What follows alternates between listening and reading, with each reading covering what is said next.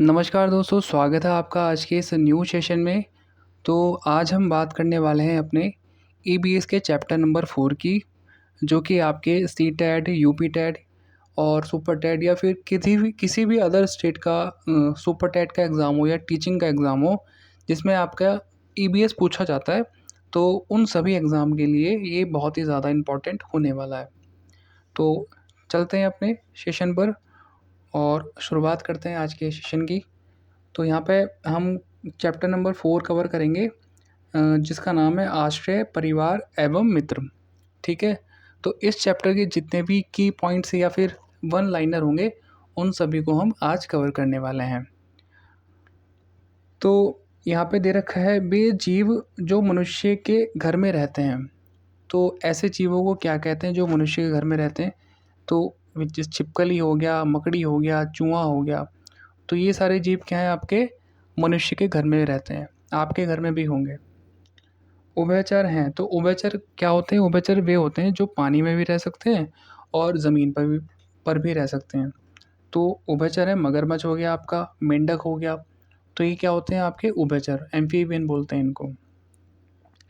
बोल रहा है डैश, पक्षी का घोंसला लालटेन की तरह होता है, तो उसका नाम है बीवर। तो बीवर नाम का जो पक्षी होता है, उसका घोंसला लालटेन की तरह होता है। सबसे ऊंचे पेड़ पर डैश घोंसला बनाता है, तो सबसे ऊंचे पेड़ पर जो घोंसला बनाता है उसका नाम है चील। क्या नाम है? चील। आगे चलते हैं। लगभग सभी पक्षी अंडे देने के लिए घोंसले बनाते हैं। अंडे में से बच्चे निकल आते हैं, तब वे घोंसला छोड़ देते हैं, परंतु डैश पक्षी अपने घोंसलों को साल दर साल उपयोग करते हैं। तो कौन है? चील। ऐसा काम कौन करता है? चील करता है। आगे चलते हैं। आगे बोल रहा है कि पक्षियों में सबसे बड़ा घोंसला डैश का होता है, तो ये भी आपका चील का होता है। तो पक्षियों में सबसे बड़ा घोंसला किसका होता है? चील का। आगे बात करेंगे कि मिट्टी के घर प्राय कहाँ पाए जाते हैं। तो मिट्टी के घर आपके गाँव में या फिर जहाँ गर्मी होती है। तो गर्मी वाली जगह पे क्या होते हैं? आपकी मिट्टी के घर होते हैं, और वो क्या करते हैं? गर्मी से बचाने के लिए मिट्टी के घर बनाए जाते हैं।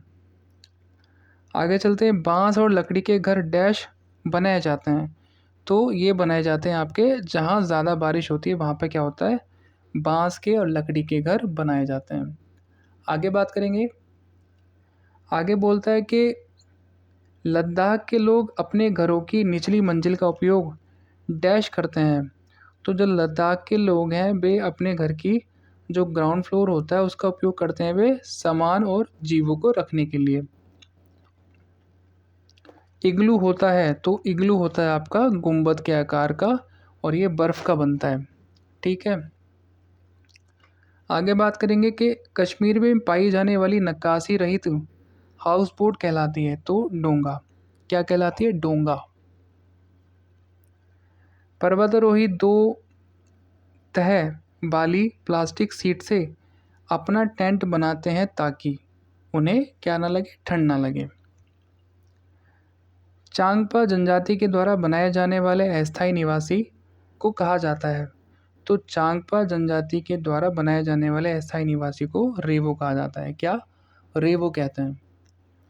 चांगपा जनजाति अपना अस्थायी निवास बनाने के लिए जानवरों के बालों से पट्टियाँ बनाती हैं, फिर इन पट्टियों को आपस में सिलकर अपना टेंट बनाते हैं। यह जीव है, तो ये है, इसका नाम है याक। आगे चलते हैं।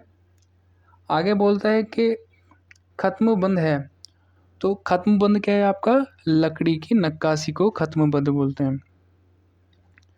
मिट्टी के फर्श को गोबर से क्यों लेपा जाता है? ताकि कीड़े ना आए।